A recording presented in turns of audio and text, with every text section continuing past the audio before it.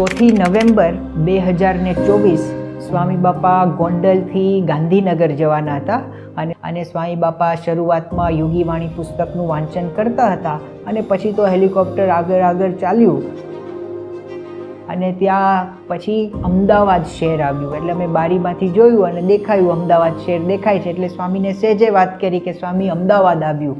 એટલે જેવું સ્વામીએ અમદાવાદ નામ સાંભળ્યું એટલે સ્વામીએ તરત પૂછ્યું કે સ્ટેડિયમ આવ્યું. સ્ટેડિયમ આવ્યું એટલે કાર્યકર સુવર્ણ મહોત્સવ જ્યાં ઉજવવાનો છે એ સ્ટેડિયમ આવ્યું. એટલે સ્વામી બાપાને એ જોવું હતું હેલિકોપ્ટરમાંથી. એટલે અમે કીધું કે ના, એવું સ્ટેડિયમ તો એવું કાંઈ આવ્યું નથી. એટલે સ્વામી જાતે બારીમાંથી શોધવા લાગ્યા કે સ્ટેડિયમ ક્યાં છે.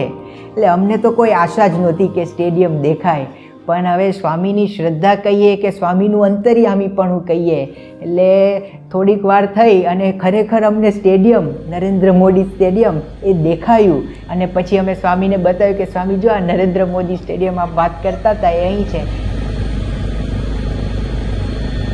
એટલે સ્વામી બાપાએ પણ જોયું ઉપરથી અને ખૂબ જ રાજી થયા. પણ આ પરથી આપણને ખબર પડે કે સ્વામીના મનમાં અમદાવાદ નામ સાંભળ્યું અને સીધું સ્ટેડિયમ યાદ આવ્યું અને સીધા કાર્યકરો એ એમના મનમાં યાદ આવ્યા.